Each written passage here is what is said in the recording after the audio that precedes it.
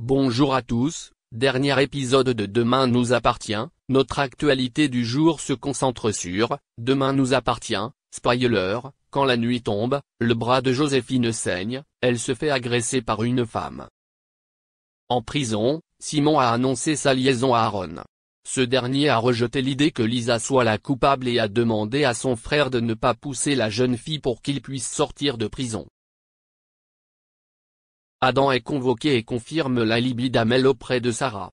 La policière a informé le jeune homme que les limites de leur téléphone ne correspondaient pas à leur déclaration. En fin de journée, Martin se rend au bureau chercher Raphaël mais elle a oublié leur dîner. Elle a rendez-vous avec Joséphine, dans qui elle s'investit beaucoup. Martin comprend sa campagne. À la tombée de la nuit, Joséphine arrive au bureau en larmes, le bras en sang. Elle affirme avoir été agressée par une femme. De son côté, Maud croit toujours que sa sœur a passé la nuit avec Diego. L'adolescente a voulu suivre Camille pour les surprendre ensemble. Simon va voir Camille à son travail. Cachés, les deux amoureux s'embrassent. Maud suivit sa sœur et découvrit la scène. Juliette a voulu cacher son collier, Karim a été surpris sous un aspect laid. Damien a offert son collier à sa mère. Ce dernier le donne à Juliette, qu'il accepte cette fois. Au lycée, l'adolescente l'a montré à Jordan et a admis qu'elle avait peur qu'on ne le vole. Elle demanda au garçon de l'aider à le cacher en resserrant son écharpe. Plus tard, Lilou vient poser à Juliette une série de questions sur Jordan, qu'il a renvoyé. Elle fait courir des rumeurs selon lesquelles Juliette cacherait des traces d'agressivité sous son écharpe. Roxane demande à Karim s'il a des nouvelles du professeur de Ryan. La policière lui a conseillé de passer du temps avec son neveu.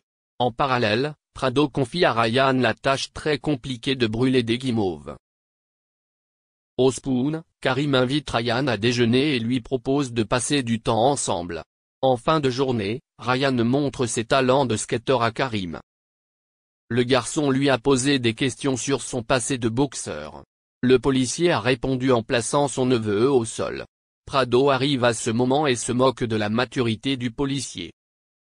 Merci d'avoir regardé et à la prochaine vidéo. N'oubliez pas de vous abonner à notre chaîne. En attendant, dites-nous ce que vous en pensez dans la section commentaires ci-dessous. Si est ça.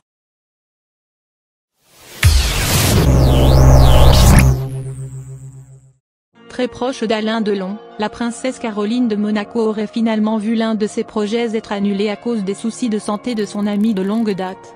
Il semblerait que la star du 7e art ne soit pas au top de sa forme. L'année dernière, nos confrères de France Dimanche avaient repris des allégations colportées par le magazine VSD. Ce dernier avait rapporté une réception de gala organisée en présence d'Alain Delon, de Caroline de Monaco, mais aussi de Brigitte Bardot. La célébrité devait développer une complicité avec la mère de Charlotte Casiraghi pour les besoins de son association sur les terres du clan des Grimaldi cette année. Dans les colonnes de l'hebdomadaire, on peut lire « Une soirée de gala pour organiser ce magnifique projet en rapport avec l'enfance et la protection des animaux aura lieu en Principauté, à l'hôtel de Paris. Plusieurs stars seront conviées dont Brigitte Bardot, un intime de la famille. À titre de rappel, l'illustrateur avait passé une grande majorité de sa vie à Monaco. Alain Delon avait également eu l'occasion de retrouver Caroline de Monaco en 2019, à Montmartre. À l'époque, ils se sont rencontrés dans le cabaret appartenant au regretté Michou, avant l'épidémie de coronavirus. À ce propos, la publication rapporte, des échanges jusqu'au bout de la nuit ont eu lieu les jours suivants, dans une discothèque située à proximité des Champs-Élysées.